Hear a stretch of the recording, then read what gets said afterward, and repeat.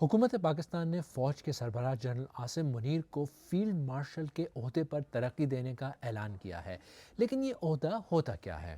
پاکستان کے وزیر اعظم کے آفس سے جاری ہونے والے بیان میں کہا گیا ہے کہ حکومت پاکستان کی جانب سے مارکہ حق آپریشن بنیان المرصوص کی اعلیٰ حکمت عملی اور دلیرانہ قیادت کی بنیاد پر ملک کی سلامتی کو یقینی بنانے اور دشمن کو شکست فاش دینے پر جنرل سید عاصم منیر کو فیلڈ مارشل کے عہدے پر ترقی دینے کی منظوری دی گئی ہے۔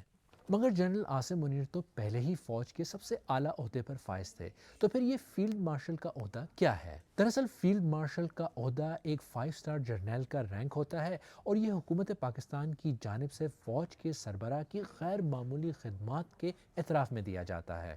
اس سے پہلے پاکستان کی تاریخ میں صرف جنرل ایوب خان وہ آرمی چیف تھے جنہیں فیلڈ مارشل کا عہدہ دیا گیا تھا۔ امریکہ، نیٹو اور برطانیہ کی طرح پاکستان کی فوج کے سربراہ بھی 4 اسٹار جرنیل ہوتے ہیں۔